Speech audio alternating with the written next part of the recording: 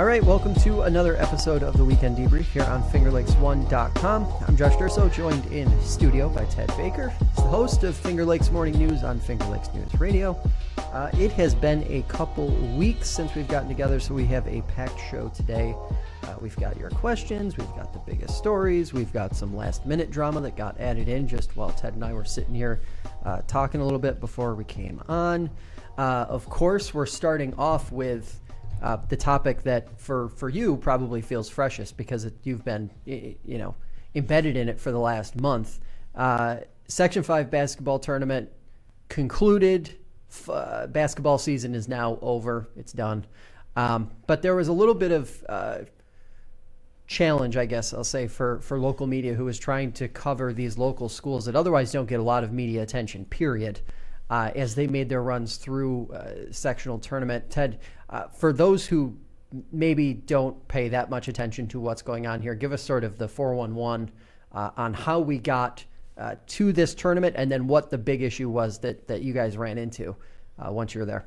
Well, what happened was the Geneva boys made sectionals. They took 8 teams. The girls didn't make it this year. Normally it's an open tournament. Everyone makes it. But this year they went with the top 8 in each class. So the boys made it. They play in Class A2, which pairs them, even though they play their league games against Waterloo, Minders, local teams, they're in a class with pretty much Rochester and suburb teams. So their first playoff game was at Greece Athena High School. There is now, in the last couple of years, it used to be all pretty informal. I would send an email to Greece Athena, "Hi, would like to come to the game." They'd say, "Okay, sure, we'll see you then," and that was the end of it. In the last couple of years, Section 5 has added a new media coordinator, and he has put in some policies that these kinds of things all go through Section 5 now. So there's a form you fill out. So I filled out the form and was granted permission by Section 5 to broadcast the game. I then also did what I always do, which is, as a courtesy, I emailed the school because I don't want anybody to never... I don't want to show up and have somebody not expect us and go, "Why are you here? We didn't know anything about it." So I emailed the athletic director at Greece Athena High School and said, "I've already been approved by Section 5, but just I want to let you know that we're coming, and I need a table and a chair and a place to plug in." And he wrote back and said, "You can't come." They didn't say why. So I thought to myself, maybe this is COVID, but I also noted that a number of schools during the pandemic have begun doing their own video feeds. In this case, Greece Athena has a YouTube channel, and they have one of these cameras that is self-focusing, and they're internet-based, so you don't even have to, you can turn it on with an app from your phone, and it follows the action automatically. So I just wrote back for clarification because I wanted to know, am I being denied because of COVID or because you don't want other media competing with your feed? They told me that it was COVID and that they had not allowed any visiting broadcasters all year. I wrote a story to that effect on our FingerLakesDailyNews.com website, and the story caught the attention of Bob Lonsbury, the talk show host on Wham 1180 in Rochester. And he was going to have me on the show to discuss this whole thing and some of the other larger issues that we've talked about. But apparently, and I don't know this for sure, but my understanding is I think Bob must know the president of the Greece School Board because he apparently reached out to him, said, "What's going on here?" And I was then very quickly granted permission. I later found out when I went to the game that Spencer Toulis from the Finger Lakes Times, photographer extraordinaire, was going to be there, and also a reporter.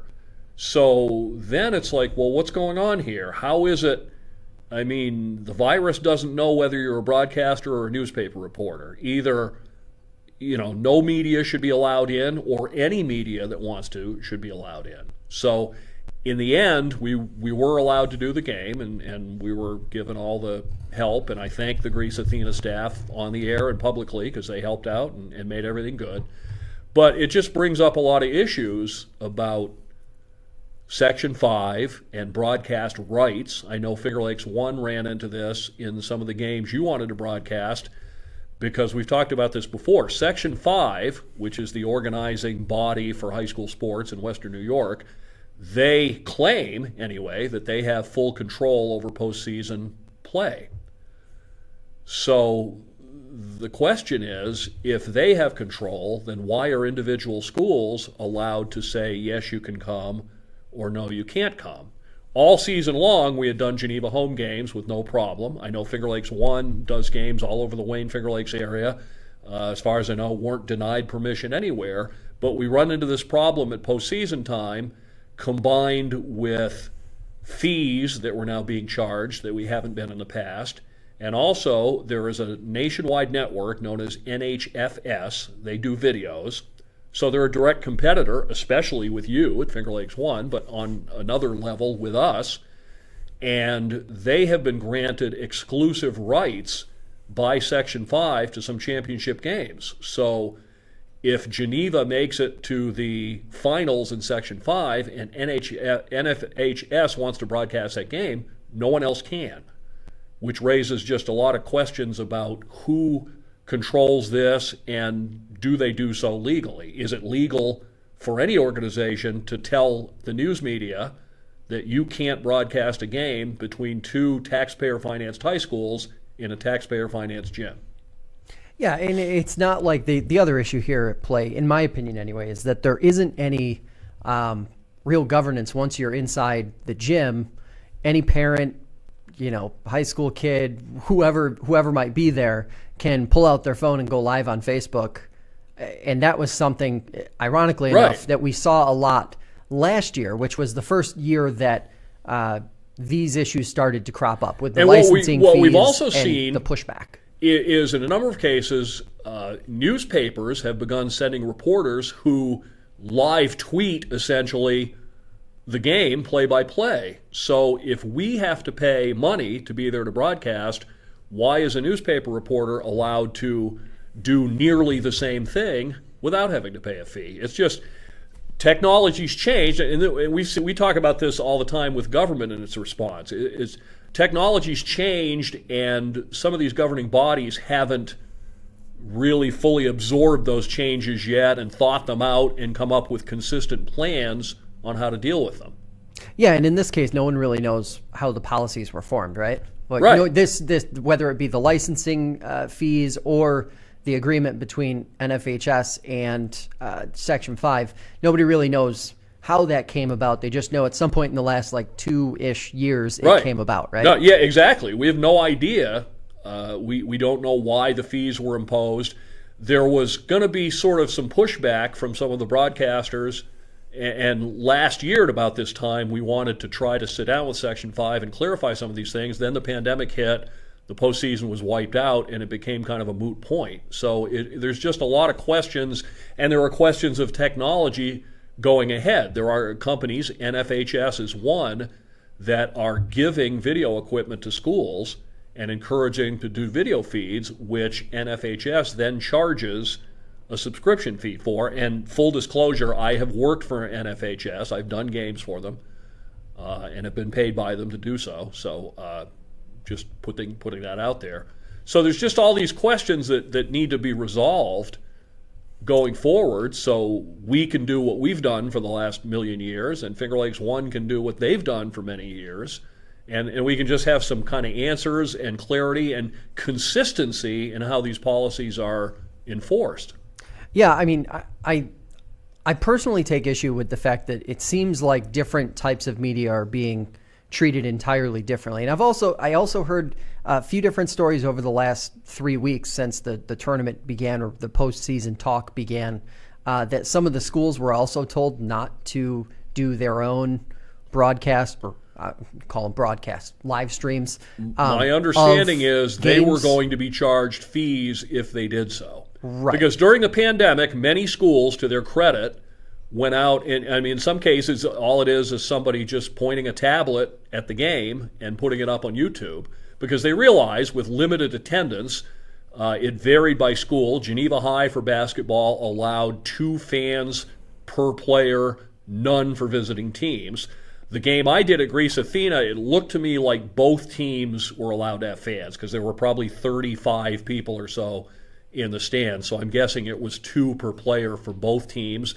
Other schools in Section 3, for example, Auburn area, didn't allow any fans at all. So it's to the credit of these schools that they said, okay, people want to have these games. But that's also the point we're trying to make is if there were ever a time to limit ability to broadcast games, this is the worst possible time to think about doing that.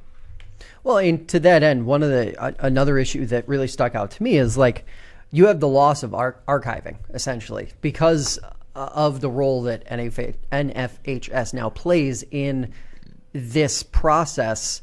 You have a scenario where, if you're a student or a recent student or whatever the case may be, you make a deep run in sectionals or states or whatever the case may be, and you get to the championship game in sectionals and it's behind a paywall for the rest of the time. You need to maintain, if you want to have the video record of that having happened, the school can't even have it.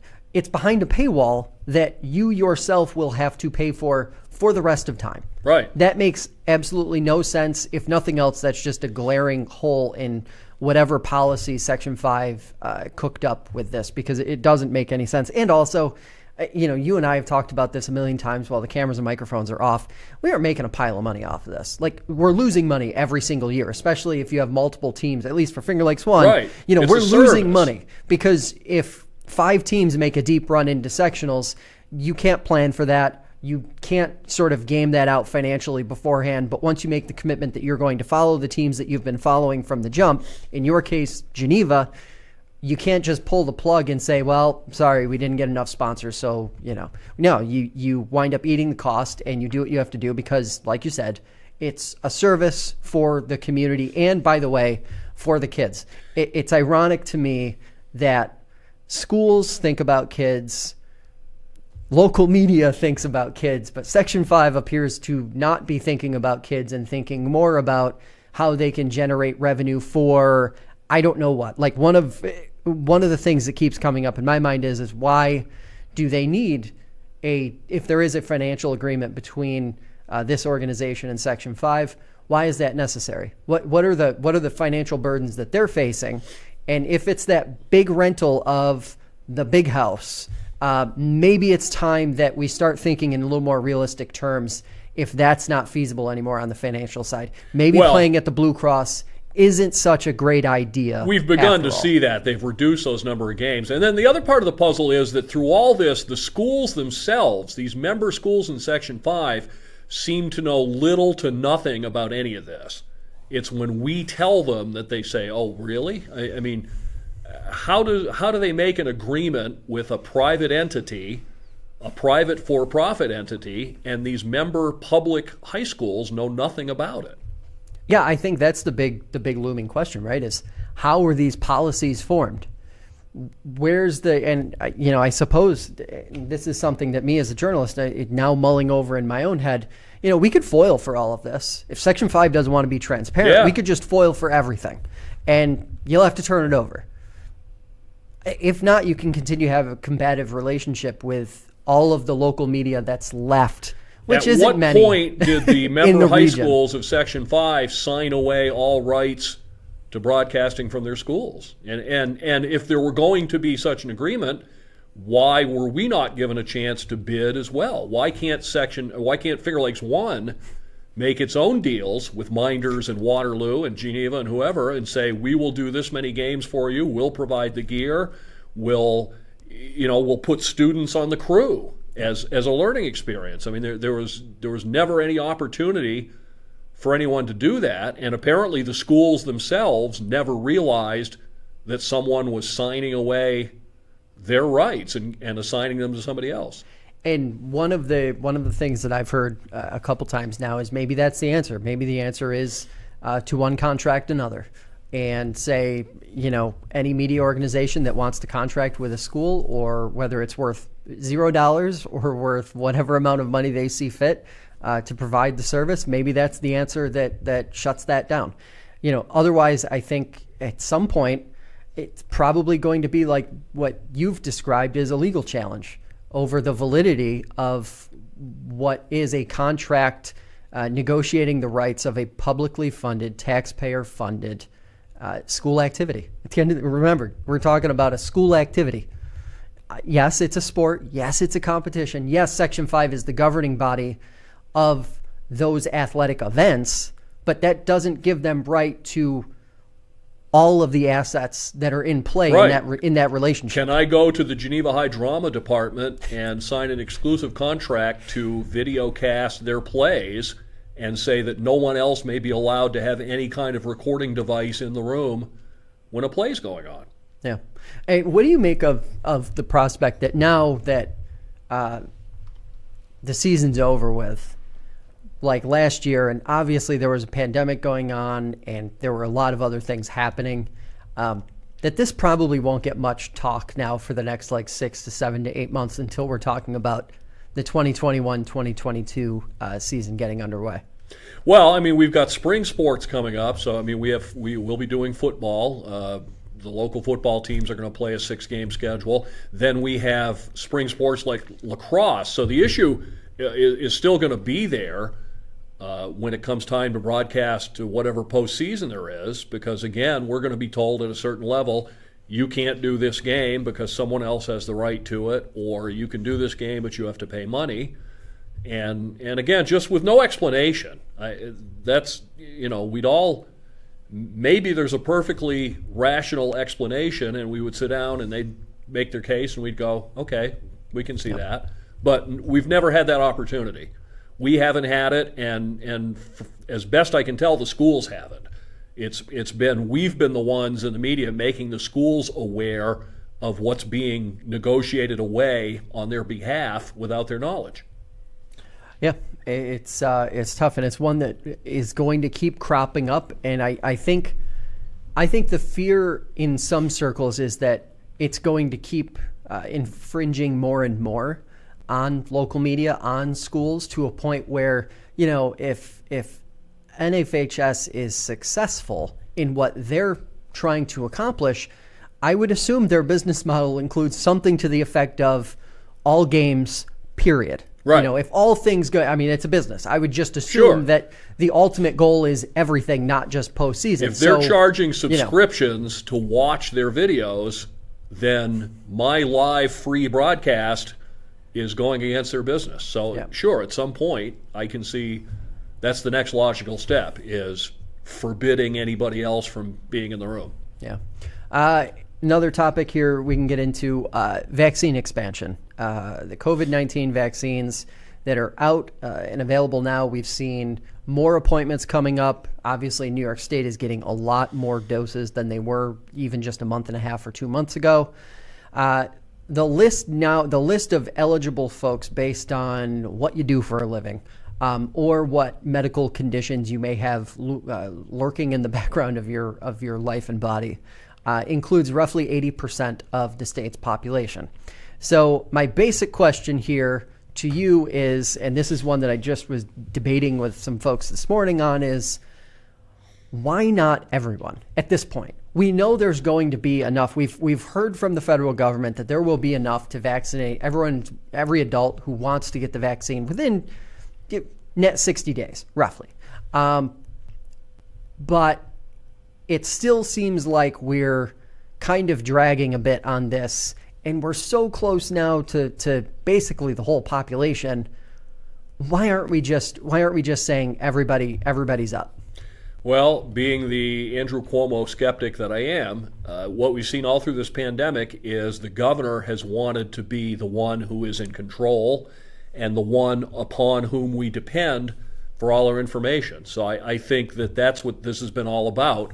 Every time we get new guidance, it always starts at some mysterious future date, and nobody's quite clear. So I think he's trying to keep control of as much of this as he can. And once he says everybody can get it, then he no longer has control over it. He no longer gets to stand up in front of the camera and talk about what he's done today. I mean, there is no reason why. And I mean, we talked about this early on, where when availability was restricted, what happens if only Group 1A is allowed to get it, but Group 1A doesn't show up today, and we have a perishable vaccine that once it's taken out of the container has to be given to somebody. Mm-hmm. Yeah. And I believe it was News 10 NBC this morning that put together a little good question segment on what the state Department of Health has been doing in terms of trying to keep tabs on those who maybe are getting a vaccine but don't quite fall into all of the classifications properly. I also think there's been a huge exposure here with the underlying conditions subset, which if you're uninsured, if you don't have a primary doctor, if you haven't been to the doctor in the last year or two, how exactly are you going to prove that you have an underlying condition? There are over 1 million people uninsured in New York State right now. I just think that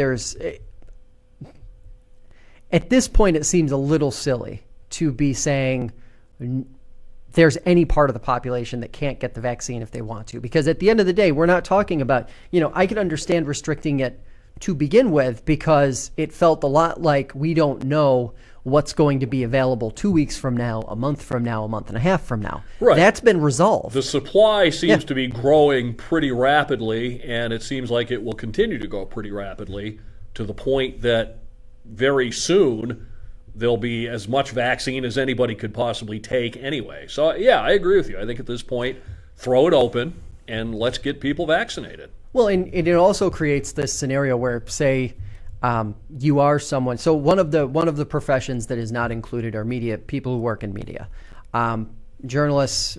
Even if you're behind the scenes and you're interacting with people on a regular basis, you're still not included. Set that aside.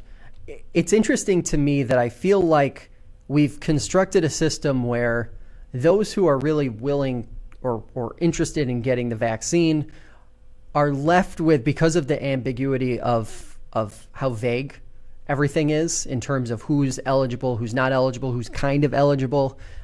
You've got some folks who are probably not intentionally, but just gaming the system in terms of how it was supposed to be created. I mean, I'm 30 years old. You know what? If I go through that full list of underlying conditions, I probably check off 1 or 2 or 3 boxes, but you're left with that question, or at least I am personally left with that question of, is there someone else who needs it more than me?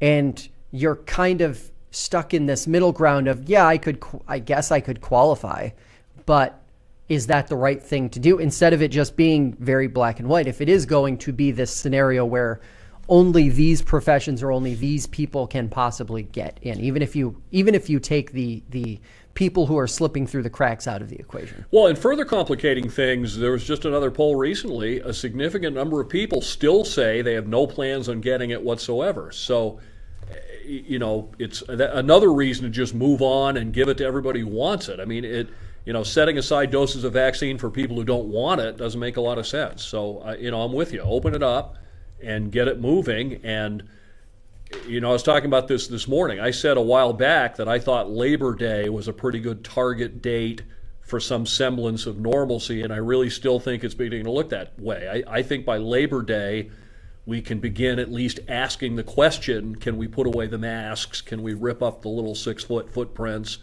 The answer may still be no, and I know in some people's minds it'll be no, but I think we can begin having that conversation and begin losing terms like social distancing and not having to worry about, staying in your designated dance zone when you get married. Yeah, and I think that's, I still maintain that, if the state's going to have such rigid rules about events like weddings and things of that nature, then it's probably not safe to have those types of events. So people should just be using their own judgment and not holding those 150 plus person gatherings, even if the state says right now by state mandate it's allowed. The other thing, you mentioned the poll that showed how many, I believe it was Republicans, 40-something% of Republicans, they said they either didn't have plans or would not get the vaccine at all. I think that will change when the vaccine starts actually arriving at their doctor's office, because I think that's a major roadblock right now. When I think about the demographic that is most likely to not want the vaccine that falls into that Republican category, there are probably folks who are, I'll say 40, 50, maybe early 60 something. They have a very specific view of what the role of the media, the federal health officials, the state health officials, and the politicians have had in this whole pandemic. And until they start to have conversations with the doctors that they've entrusted their health with, I don't think you're going to make a lot of inroads with them. But I think at that point, once it is in those doctors' offices, and by the way, I think that's one major reason why now that we have the J&J vaccine, which doesn't have such strict parameters for storage, I think we need to get that into doctors' offices all over, rural doctors' offices, non-affiliated doctors' offices, the ones that aren't just affiliated with the major health conglomerates in New York State. And then you'll start to see progress, real progress in cutting down that number of people who are still skeptical about what the purpose of it is or the benefits that getting vaccinated would ultimately have. Well, I think you make a really good point, which is it's very easy to say I won't get the vaccine when you know that there's no chance you could anyway.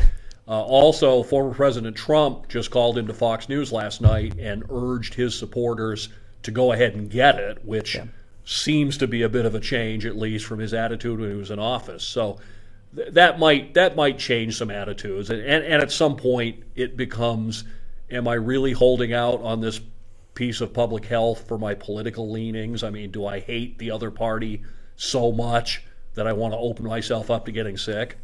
Well, and to that end, I think there's also the convenience factor that people aren't really talking that much about. For example, if you live here in the Finger Lakes, you've got your county clinics, which have been popping up, I'll say, every week and a half to 2 weeks. And they're great. They're fine.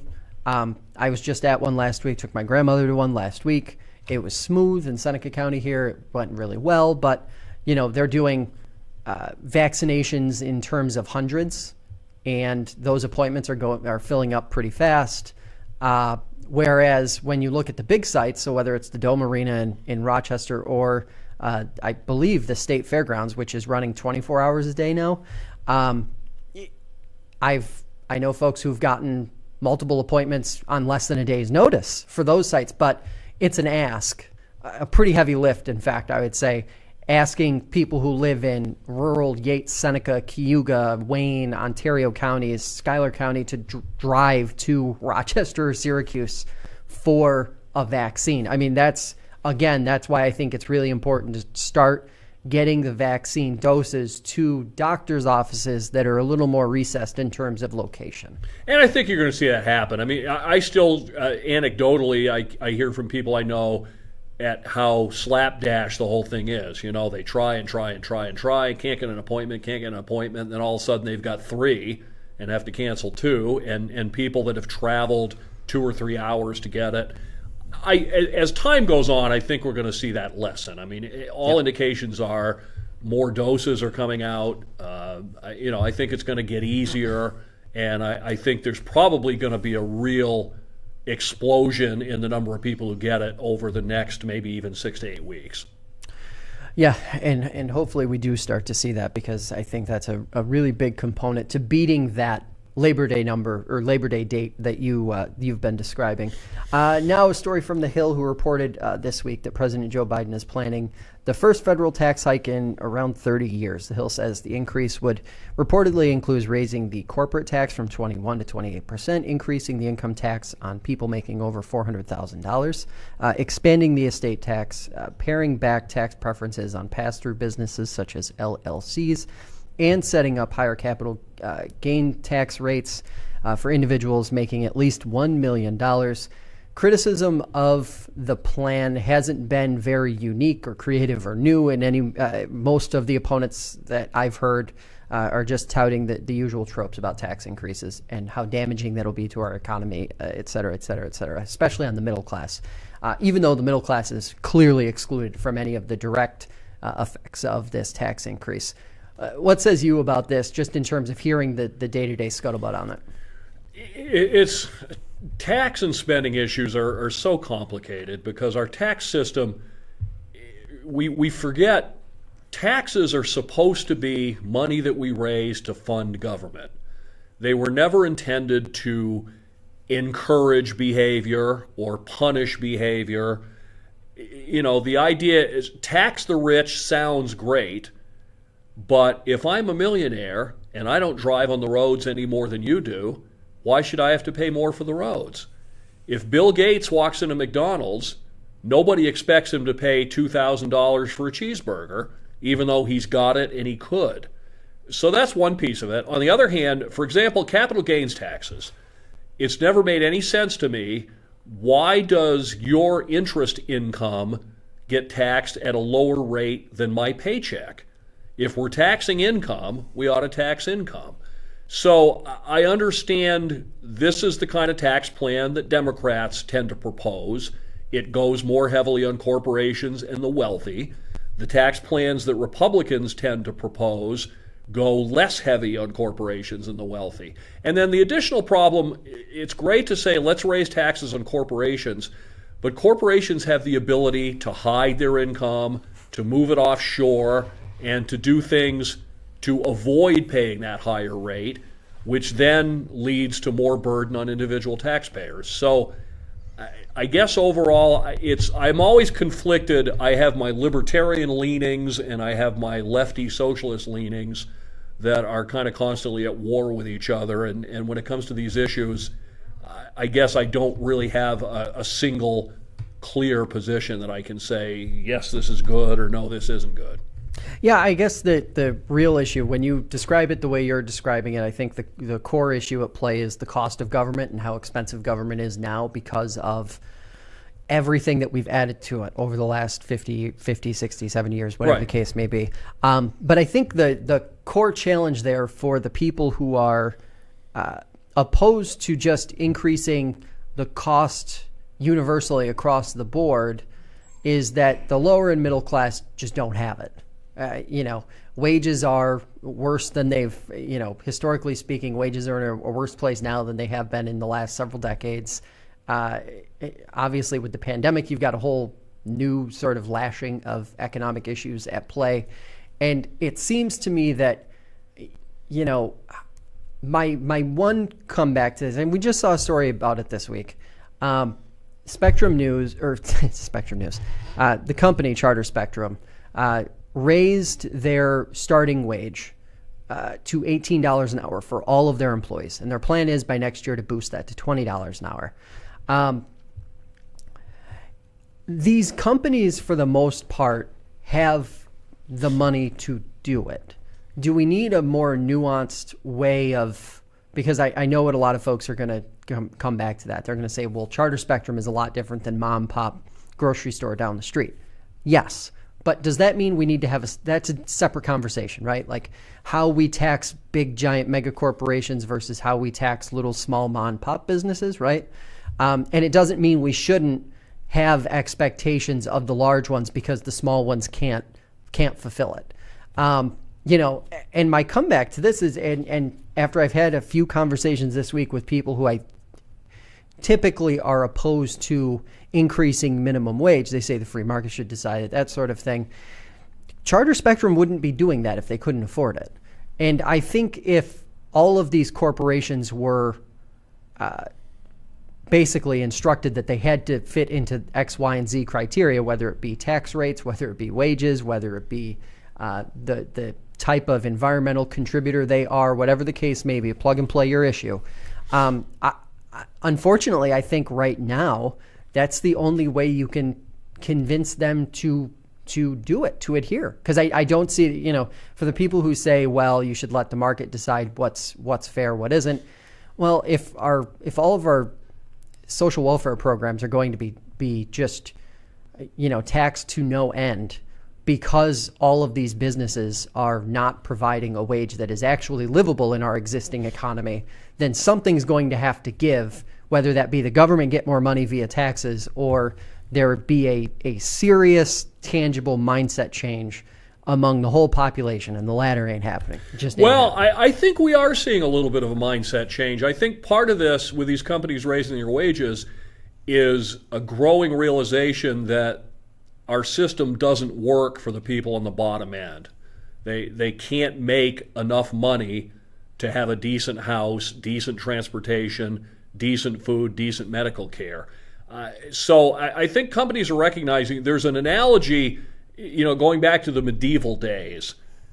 The castle and the king had to make sure the peasants had a certain amount of wealth, or they'd storm the castle with pitchforks and tear it down.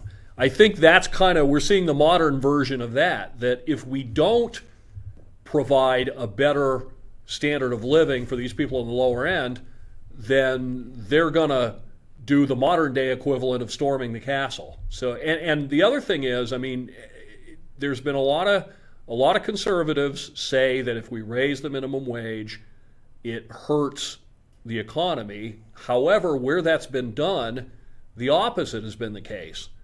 If I'm making $12 an hour and you raise me to 20, what am I going to do with that extra $8 an hour? Probably spend it.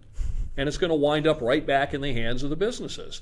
There was an article, and I always do this to you, an article, I don't remember where I saw it because I read so many things, but the city of Stockton, California recently did an experiment with universal basic income.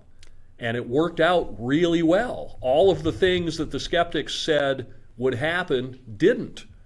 And what happened was people who are freed from insecurity can be better workers and more productive and happier, and it's the John F. Kennedy rising tide that lifts all boats. Yeah, and that piece that you're referring to was in Bloomberg City Lab about a week and a half ago. And what it found was one of the most interesting takeaways was that in that group that got the universal basic income, unemployment decreased pretty significantly. And it's interesting because that does go against the mindset that we've been hearing over the last several years as UBI has become more of a tangible discussion in our political system.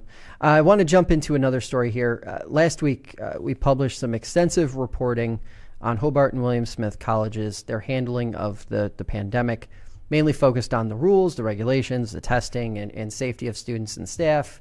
We heard from and have continued to hear from plenty of people who work there and go to school there who are concerned about various aspects of what that experience has been like over the last 6 months. I want to touch on a couple things here. One, a few readers reached out and asked why we didn't publish the identities of the staff who spoke with us. Obviously, HWS would have probably preferred to hear the identities of the folks who spoke about them and about their experiences. Unfortunately, at the end of the day, there was a real tangible fear of retaliation in this case, so it just didn't make sense to publish names and risk that, especially given some of the things we had been hearing in terms of administrators and or managers making it pretty clear that if they pushed any of these issues too far, that they could lose their job, they could lose their benefits, whatever the case may be. All in the name of quote unquote being a team player, right? And it's interesting because, and this is where I wanted to talk to you about this, Ted, because zoom out from HWS. Let's forget about HWS. Overall, do we think that colleges, and I'll even say like private hospitals, whatever the case may be, large institutions that are privately held and not sort of open to the kind of transparency that state agencies are or public agencies are, have handled the honesty and transparency part of this as well as they could have? Or is there like some serious lessons to be learned across the board, whether you're a hospital, whether you're a college, or whatever the case may be? Well, first off, my disclaimer as far as the specific Hobart and William Smith reporting, I am employed part-time by the colleges doing sports. I know many of the administrators most all of them, who were mentioned in the story. As far as in general, I don't like to accuse people of bad faith unless there's, I think, a really good reason to. So I think that everybody has tried to do, for the most part, the best they can during this. Colleges have unique challenges that public schools don't. Their population is older. They are nominally adults who can make their own decisions. They come from a wider geographic spread. So, I mean, in general, short answer, yeah, I think that these institutions have done the best that they can. They're not perfect, and they'd probably be the first to say so. But I think they've operated with good intent. Yeah, and I think a lot of the issue has been And this is reflective, I think, kind of, and we'll get into this a little more at the end of the show, but the messaging that we see come out from these institutions, from their communications departments, skews, and this is all the time, right? This is not like a pandemic exclusive situation. Skews so heavily positive and favorable. And while on one hand, I understand that's the point, on the other hand, you're going to have people who see this continued constant barrage of positive news about how wonderful everything is, when that just simply isn't the lived experience of every student. You're inevitably going to be backed into this situation. So from my perspective, the thing that, whether it's a college or whatever the case may be, even a a reasonably sized company that has a communications department, expose yourself a little bit. Like, humanize yourself to the extent that you can, or that it's reasonable to. Don't just paint sunny and 75 picture when, sometimes it's going to be 50 and gray and rainy and it's not going to be very fun. You have to do it. If you're serious about communicating honestly with the community that you are serving, you're just better served by it, period. There's a fascinating book. It's a little dated now because it came out about 20 plus years ago at the beginning of the internet, called The Clue Train Manifesto. And it talks about exactly what you said, that companies and institutions need to pull back the curtain a little bit because of the information sharing capacity of the internet. That we're going to find out, if your product has a handle that breaks off the first time you use it, you can't pretend it doesn't, because people are going to know. So I think that applies. I agree with you. I'm always a little dismayed that communications from large institutions don't seem like human beings write or talk. Yep. It would be refreshing to somebody say, look, we're doing the best we can here with what we got. Are we perfect? No. Are we trying to be? Yeah. But it's always, blah, blah, blah, corporate speak. So I understand what you say. And I agree that it would be refreshing if a lot of companies and larger institutions just spoke that way. But I understand why they don't. They're scared to death of legal liability, because if you say the wrong word, someone will seize on it. But in general, I agree with what you're saying. So, and we're going to jump into listener questions now. The one that's related. I want to just jump back 1 second. Sure. Just one aspect of the Hobart William Smith story I did want to comment on, and that is the granting of anonymity. I think that was absolutely justified, and I don't think anybody has any room to criticize that. Anyone knows when you take on large institutions as a whistleblower, you do so at your own risk to at least your career, possibly reputation, and more. So I'm fully supportive of your granting anonymity to those sources. Yeah, and this question that we got from Linda in Newark sort of falls into that vein of people are more skeptical now of news than ever before and how news is done. And of course, big cable outlets have been criticized to no end about quoting sources that aren't sort of, on the record fully, or whatever the case may be, or named. But Linda writes, read your column last week about the change from staff report to an even more general byline for stories on FingerLakes1.com. Kudos to you for making that change and explaining it. Though I didn't see the big deal with, quote, staff report, can you guys talk a little bit about this issue in journalism? Why do news orgs think it's okay to pass off press releases or announcements as bylined journalism? Linda, I agree with you 150%. So the background there is that after receiving some bit of pushback and feedback on our stories that were byline staff report, which just means that they're essentially a press release or an announcement or something very vague, I made the decision to move us back to something even more vague, because some people felt like the language staff report was troubling for whatever reason. And I guess, I have always thought in terms of traditional media, not in terms of digital media. Maybe we're held to a different standard than, say, newspapers are. But, when newspapers pack in AP stories and don't byline them, or just byline AP Newswire, or just byline the name of their publication or staff, it's never questioned. But if we run press releases under the guise of staff report because they aren't heavily edited or they aren't, true journalism, there's criticism there. or it warrants criticism. My thinking was just simply to make this as painless as possible for people and to make it a non-issue moving forward. So it's just basically an essential byline for all stories that, didn't require a lot of journalism to go into it to make it happen. An announcement about a blood drive, an announcement about, there being an arrest somewhere, whatever the case may be. Like that, those are sort of direct reports that don't warrant having someone spend, extensive amount of time sort of re-reporting or reworking or whatever the case may be. I think it's a good point. I think the term staff report really goes back to newspapers when one or more reporters may have worked on a story or several, and it, when you have the final mix, was this my line, was this your line, Yeah. Who knows, so we use staff report. And I was thinking about this as you said it. I mean, we run a lot of releases verbatim on our website, but we also put them in a section that labels them clearly as such. Now, by default, whoever puts it up has their name on the byline, so maybe that's something I need to look at changing. I mean, I get something from Finger Lakes Health, and I put it up there, and it says Ted Baker, but it's also in the community news release section, and I think should be pretty clear to most viewers that this is a news release.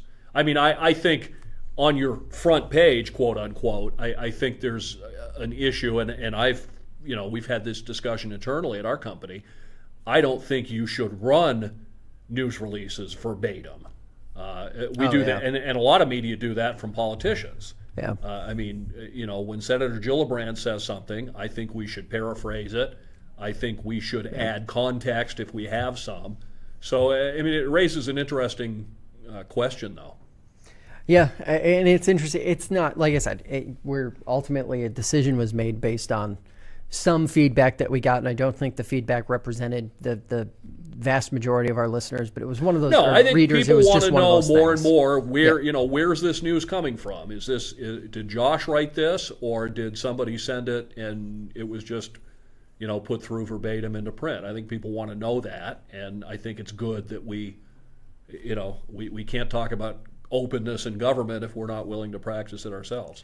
Yeah. Another one, Tom from Geneva writes, I've listened to you guys talk about why things shouldn't be brought up for a referendum vote, like the police review board, but isn't getting consensus necessary when politicians are as divided as they are now?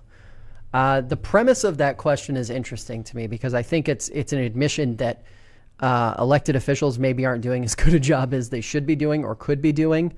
And the reaction to that is everything go before the community in referendum.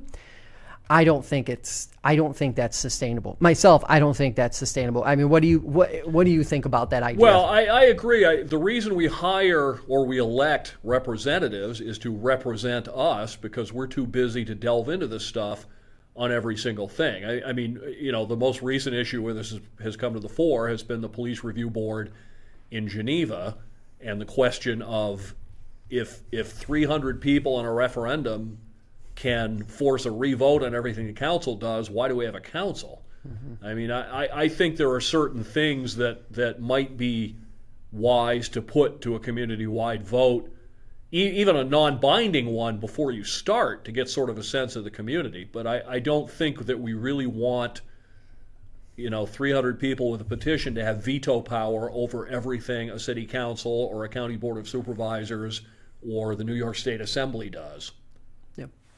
Yeah, and it's just one of those. It's one of those ticky-tacky things. It makes local government even more clunky than it is to begin with, and that to me is the big issue.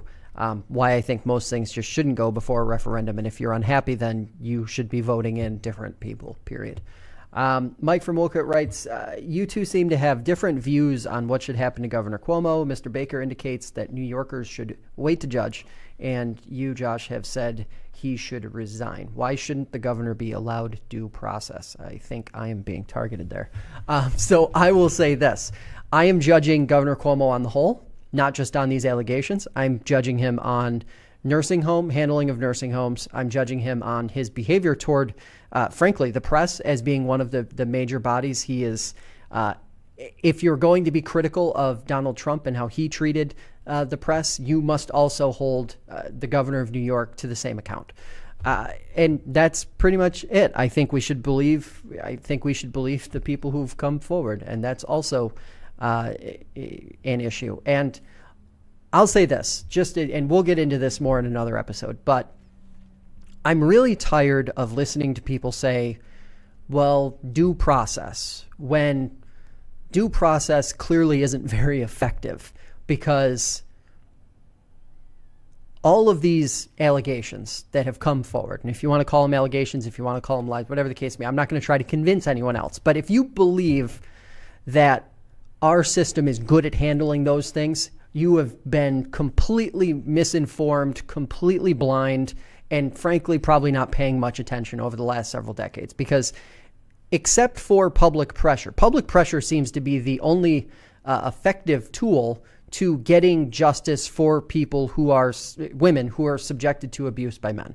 And it's unfortunate that that's where we are. But until the system is better, fixed, whatever you want to say, I don't really see how we can sit back and just say, give him his due process, wait to see what happens, this, that, the other thing. Just this morning, we learned that Speaker Heastie appointed a law firm with deep ties to Governor Cuomo to handle the impeachment investigation. I mean, that came out literally within 30 seconds of the announcement. You cannot believe that the system is going to be fair, balanced, and just when there is just example after example after example that it isn't. It isn't. And that's it. And I will agree with you that the justice system doesn't do women the way it should in getting relief from these kinds of things. I'll agree with you that far. But I think that's not an argument for throwing out the system. I think that's an argument for fixing it. Right. We're aware that the wealthy and the powerful have a different system of justice than the unpowerful and the poor.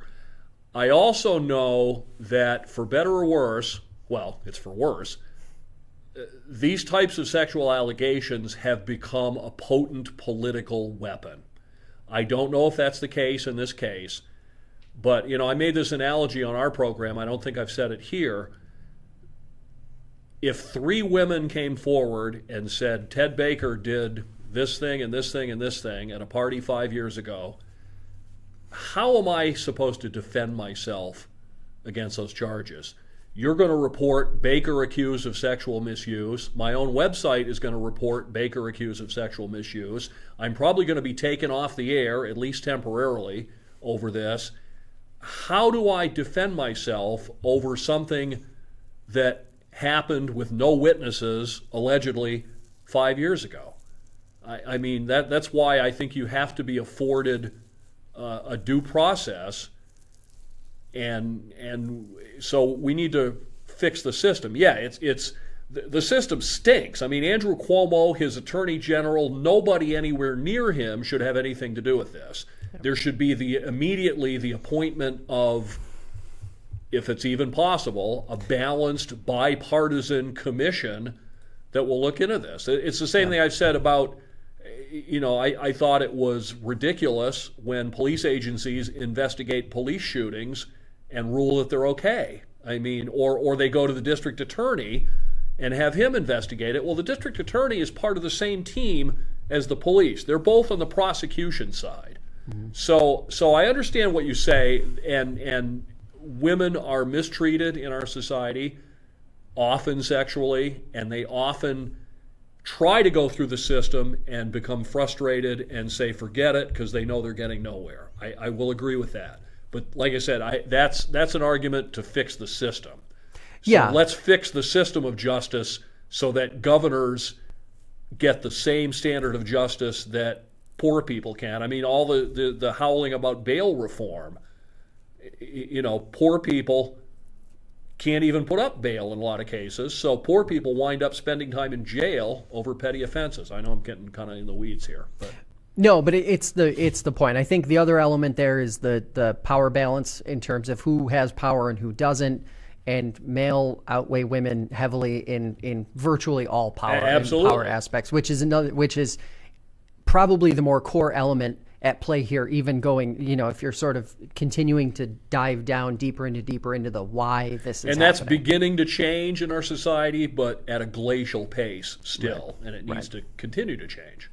Marion Canandaigua writes, does it seem to you guys like few communities are taking the police reinvention process seriously in the Finger Lakes? I've seen very little in the way of proposed change, and the narrative that people view law enforcement differently around here has come up a few times, especially in your reporting. It feels troubling, like we're missing the goal of reinvention. So I think this process right now that we're living through was rushed because of the pandemic and because of the way the governor instituted it and the timing of it. So law enforcement agencies and counties were given basically like 8 or 9 months to truly sit down and come up with a plan with their community in the middle of a pandemic where everyone was supposed to be virtual or not near anyone. I think this is the first step. I don't think this is the last step, but I do agree with the premise there, which is that there is a difference between how people view the police in, say, Rochester or Syracuse, or even Geneva for that matter, versus how people view police in Seneca County or Wayne County or, Schuyler, Steuben, whatever the case may be. So, yeah, I think that's something that probably will get a little more scrutiny down the road. But right now, I think everyone is just trying to get through this process. And unfortunately, the true good that could have come out of it was sort of lost before it even began. Well, I think one of the differences in attitudes of police in our area is that for the most part, we're not a very racially diverse area. Communities with higher minority populations have different opinions of police than people in nearly 100% white Seneca County are going to. Right. But one of the problems goes right back to the start. Sheriff Brian Skank from Cayuga County made this point in an interview with Steve Penstone. When you say, okay, put together your police reform report, the insinuation there right off the start is that you're somehow misbehaving and not doing what you should. So that put police sort of on their heels right from the very start. And I understand that. That's one of the reasons in Geneva they changed it to a police review board. The idea of defund the police was, I think, a poor choice of words. So we need to re-examine the way that we respond to things. I don't know that it's so much that we need to reform police, but we need to rethink how we respond. There are situations in which armed people are probably not the best way, and we're seeing that with these crisis intervention teams. And I will say, I've interviewed every month, I have Sheriff Henderson on from Ontario County. His department's really embraced the process. They haven't been offended by it. They says, yeah, we need to update with the times and we need to get better. And I think that's the attitude to have. And his department has had a lot of people go through this crisis intervention training. So if you have, we have too many, naked guys with mental health problems running down Main Street and they wind up shot when what they really need is to be taken to a hospital somewhere. So it isn't. If you start the process by saying police are bad and you need to change, what sort of cooperation do you think you're going to get from police? Yeah, and really what you're talking about at the end of the day, in the best case scenario, they want to see an allocation of funds to mental health, right, which hasn't been the process exactly. So far. And we're certainly going to be talking about this more down the road. Ted, where can folks listen to you Monday through Friday? I'm on the Finger Lakes Morning News. That's 98.1 and 1590 WAUB in Auburn. In Geneva, it's 106.3 FM and 1240 AM WGVA. Weekday mornings, 5:30 to 9. All right, that's all for today. We'll be back next week with another episode. Until then, follow the show on Facebook and YouTube and stay connected with the latest all week long with Ted over at Finger Lakes News Radio and us here at FingerLakes1.com. Bye now.